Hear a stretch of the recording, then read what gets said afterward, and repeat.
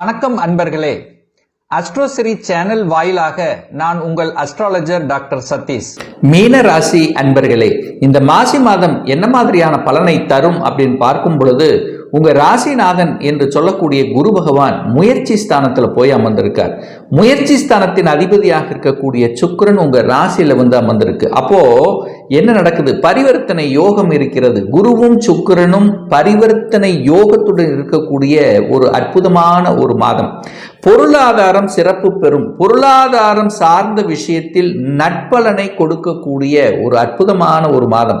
அங்க உங்க ராசியில ராகு உட்கார்ந்திருக்கார். சர்ப்ப கிரகம் என்று சொல்லக்கூடிய ஜென்ம ராகு உங்க ராசியில உட்கார்ந்திருக்கு. அப்போ என்ன பிரம்மாண்டமாக ஒரு ஆசை வார்த்தைகளை கொடுக்கக்கூடிய ஒரு தன்மையில இருக்கும். அப்போ உங்களுக்கு இப்ப 7.5 சனியில விரய சனி இருந்து கொண்டிருக்கிறீர்கள். அப்போ ஏதாவது புதுசாக ஏதாவது செய்யணும் அப்படின்னா ஒரு தடவைக்கு 2 தடவை யோசிக்கணும். ஏன்னா அங்க சுக்கிரனும் உட்கார்ந்திருக்கார். சுகபோகங்களை அள்ளித்தரக்கூடியவன், அதே சமயத்தில் போக காரகன் அப்படின்னு சொல்லக்கூடியவனோட எல்லாம் சேர்ந்து இருக்கிறதுனால அளவுக்கு அதிகமான ஒரு ஆசையை கொடுத்து அதை செய்யலாம் இதை செய்யலாம் அப்படின்னு சொல்லி எதையாவது ஒன்று பண்ணுவதற்கான வாய்ப்புகளோடு இருக்கு. அப்போ ஒரு இக்கு வச்சுதான் எதையும் நீங்க செய்யணுங்கிறத ஞாபகத்தை வச்சுக்கோங்க. ஏன்னா இன்னும் ஒரு மாசம் கழிச்சு, அதாவது மார்ச்சுக்கு அப்புறம் பார்த்தீங்கன்னா உங்களுக்கு ஜென்ம சனி வர்றதுனால அங்க சனி உங்க ராசியில இருக்கிறதுனால ஒரு குழப்பத்தை கொடுத்து விடும். மனம் பிறளக்கூடிய தன்மை, புத்தி மாறக்கூடிய தன்மையை கொடுத்து விடும். அதனால கொஞ்சம் எச்சரிக்கை உணர்வோடு இருக்கணுங்கிறது தான் நான் இந்த இடத்துல சொல்றேன். கெடுபலன்கள் நடந்து விடுமான்னா நிச்சயமாக இல்லை. என குரு சுக்கிரன் பரிவர்த்தனை பெற்று பொருளாதார ரீதியில் நல்ல பலனை தான் கொடுக்க போகிறது. முயற்சி பலிதமாக கூடிய அம்சங்கள் அதெல்லாமே நல்லா இருக்கு. குடும்பஸ்தானத்தை இப்ப சனி பார்க்கிறார். சனி எங்க பார்க்கிறாரோ அந்த இடத்துல ஏதோ ஒரு தொந்தரவு பண்ணுவார் அப்படின்னு அர்த்தம். அப்ப சின்ன சின்ன வாக்குவாதங்களுக்கு ஆட்படக்கூடாது. கணவன் மனைவி ஒரு அந்நுண்ணியத்தை வளர்த்து கொள்ள வேண்டும். எந்த ஒரு டிசிஷன் மேக்கிங் இருந்தாலும் 2 பேரும் சேர்ந்து ஒரு முடிவு எடுக்கணுங்கிறத ஞாபகம் வச்சுங்க. உங்க குடும்ப விஷயத்தை மற்றவர்களுக்கு சொல்லக்கூடாது. மற்றவருடைய குடும்ப விஷயத்துக்கு நீங்கள் தலையிடக்கூடாது. ஏன்னா எதையாவது ஒன்று பண்ணினீங்கன்னா பழி உங்க மேல வந்துடும் அப்படிங்கிறது தான் அமைப்பு. ஸோ அதனால பேச்சு சார்ந்த விஷயங்கள் எது நீங்க வாக்கு கொடுக்கணுமோ அதை மட்டும் கொடுத்து விட்டு இருந்து விட்டால் நல்லது என்பதை புரிந்து கொள்ளுங்கள். மற்றபடி பொருளாதார ரீதியில உங்களுக்கு எந்த ஒரு கஷ்டங்களும் கொடுக்க போவது இல்லை. முயற்சி ஸ்தானத்தின் அதிபதி வலிமையாக இருக்கிறதுனால, முயற்சி ஸ்தானத்தின் அதிபதியாக இருக்கக்கூடிய சுக்கிரன் உச்ச பலத்தோடு இருக்கிறதுனால முயற்சிகள் அத்தனையும் பலிதமாகும். ஒரு கீர்த்தி புகழ்ங்கிறது கிடைக்கும். நல்லவைகள் நடக்கும். டிராவல் போகக்கூடிய சந்தர்ப்பங்களை உருக்கும். சிறுதூர பிரயாணங்கள் இருக்கும். உங்க ஊரை விட்டு வெளியில ஏதாவது தொழில் ரீதியாகவோ வேலை ரீதியாகவோ போயிட்டு வரக்கூடிய சந்தர்ப்பங்களை உருவாக்கும். இந்த டிராவல்ஸ் வச்சுட்டு இருக்கிறவங்க, வாகனம் சம்பந்தப்பட்ட துறையில் இருக்கின்றவர்கள், வாகனம் விற்பனை சம்பந்தப்பட்ட துறையில் இருக்கின்றவர்கள், அல்லது வாகனங்களுக்கான உதிரி பாகங்களை தயாரிக்கக்கூடிய துறையில் இருக்கக்கூடியவர்களுக்கெல்லாம் இந்த மாதம் நல்லது நடக்கக்கூடிய, நல்ல லாபத்தை கொடுக்கக்கூடிய தன்மையில் தான் இந்த மாதம் உங்களுக்கு சிறப்பு பெறுது அப்படின்னு சொல்லுவேன். அதே சமயத்தில் ரியல் எஸ்டேட் சார்ந்த துறையில் இருக்கின்றவர்களுக்கும் ஒரு நல்ல வளர்ச்சியை கொடுக்கும்.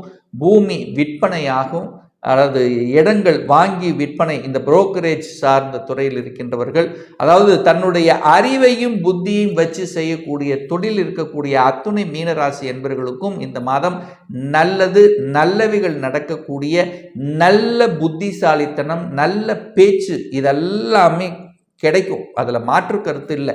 அவ்வளவு சீக்கிரம் ஏமாற மாட்டீர்கள். ஏன்னா புதன் போய் உங்களுடைய ராசியில இந்த அதாவது மாசி மாதம் 15ஆம் தேதி உங்க ராசியில அமரப் போகிறார். புத்திசாலித்தனம் மிக்க அந்த புதன் பகவான் ராசியில் லக்னத்தில் இருக்கும்போது திக்பலத்தோட வலிமையா இருக்கார்.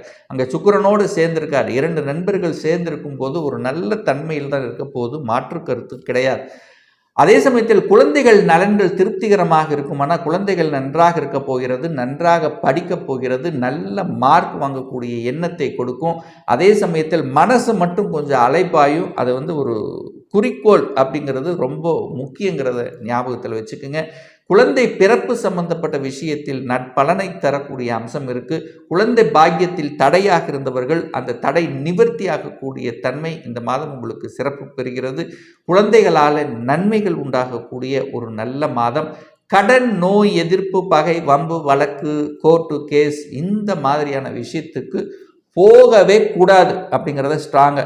எது உங்க மனதில், உங்க ஆள் மனதில் இது நெகட்டிவ் அப்படின்னு பதிகிறதோ சொல்லுகிறதோ அந்த விஷயத்துக்கு இந்த மீனராசி என்பர்கள் போகவே கூடாது. வம்பு வழக்கு, கோர்ட்டு கேஸு, ஒரு எதிர்ப்பு, பகை, தேவையில்லாத இடத்துக்கு போனீங்கன்னா அது உங்களை சிக்க வச்சு உங்களுக்கு ஒரு மன அழுத்தத்தை கொடுத்து விடும் என்பதை ஞாபகத்தில் வைத்துக் கொள்ளுங்கள்.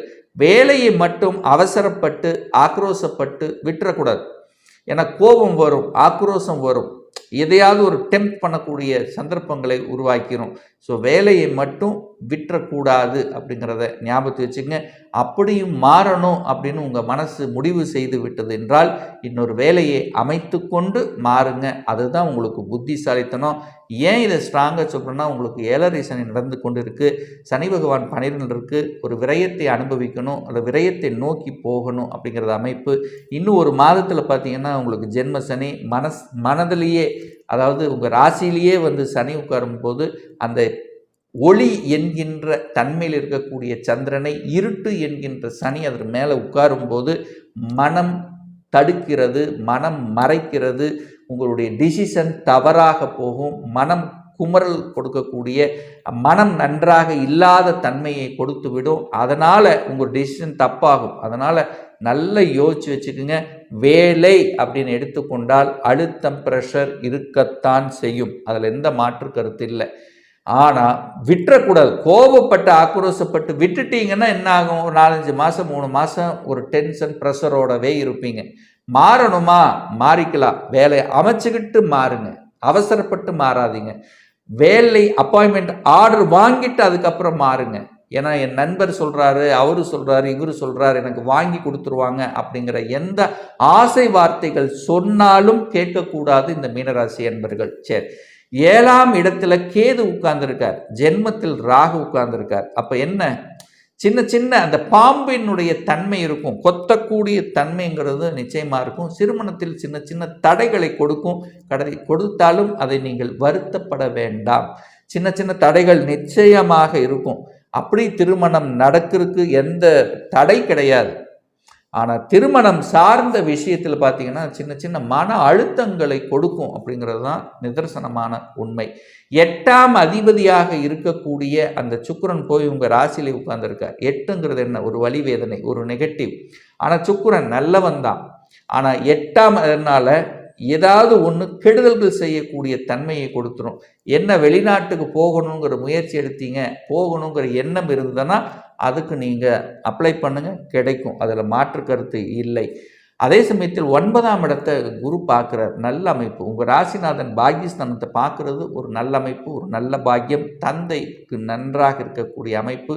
தந்தை சார்ந்த விஷயத்தில் சின்ன சின்ன ஒரு ஹெல்த் பிரச்சனைகள், ஏன்னா விரயமாகணும்ல. சூரியனும் போய் 12 தான் உட்கார்ந்துருக்கார். அப்போ தந்தைக்கு ஒரு விரயம் கொடுக்கணும், ஹெல்த் பிரச்சனை இதெல்லாம் கொஞ்சம் பார்த்துக்குங்க. இந்த பூமி பிரச்சனை, சொத்து பிரச்சனை இதெல்லாம் இப்போல்லாம் கொஞ்சம் அப்படியே தள்ளி வைக்கிறது நல்லது. ஒரு சொல்யூஷன் கிடைக்காது. இந்த வம்பு வழக்கு, இந்த மாதிரியான வழக்குக்கு போகிறது, வழக்கு கேஸ் போடுறது, இதெல்லாம் போனீங்கன்னா இன்னொரு 2 வருடங்களுக்கு இழுத்தடித்து கொண்டே இருக்கும். ஸோ மனம் நன்றாக இருக்காது என்கின்ற அமைப்பில் அது தேவையில்லாத அந்த பிரச்சனை என்கின்ற விஷயத்துக்கு போனீங்கன்னா அது தொந்தரவு கொடுக்குங்கிறது தான் அமைப்பு. 10ஆம் அதிபதி தனக்கு 6ல் உட்கார்ந்துருக்கார். வேலை உண்டு, ஆனால் வேலையில் கொஞ்சம் அழுத்தம் ப்ரெஷருங்கிறது இருக்கும். வேலை மாறணும்னா மாறிக்கலாம். ஒரு சிலருக்கு திடீர் இடமாற்றம் கிடைக்கும், ஒரு சிலருக்கு ப்ரமோஷன் கொடுக்கும். ப்ரமோஷன் கொடுத்து என்ன, பதவி உயர்வு உங்களுக்கு இருக்க போகுது. அப்போ வேறு என்வாயர்மெண்ட்டுக்கு போக போகிறீங்க, அங்கே வேறு மாதிரி ஒரு டீல் பண்ண வேண்டிய இருக்கும். நேரம், கூடுதல் நேரத்தை நீங்கள் எடுத்துக்கொள்ள வேண்டி இருக்கும். நீங்கள் உங்களை ப்ரூவ் பண்ணுவதற்காக சில விஷயங்களை எடுத்து செய்வீங்க. அப்போ என்ன, கொஞ்சம் அழுத்தம் ப்ரெஷர் இருக்கும். இதுதான் அழுத்தம் ப்ரெஷர்னு நான் சொல்ல வரேன். வேலை மாற்றம், உத்தியோக மாற்றம், ஊர் மாற்றம், இடமாற்றம், இந்த மாதிரியான மாற்றங்கள் எது வந்தாலும் அதை ஏற்றுக்கொள்வது புத்திசாலித்தனம் என்பதை ஞாபகத்தில் வச்சுங்க. ஏன்னா உங்கள் ராசி அதிபதி லாபஸ்தானத்தை பார்க்குறார். லாபம் என்கின்ற அமைப்பில் தான் உங்களுடைய எண்ணோட்டங்களே இருக்கும். ராசி அதிபதி 11 பார்க்குறாருல, எல்லாத்தையும் லாப நோக்கத்தோடு பார்க்கக்கூடிய அமைப்புங்கிறது இந்த மாதம் இருக்கிறது.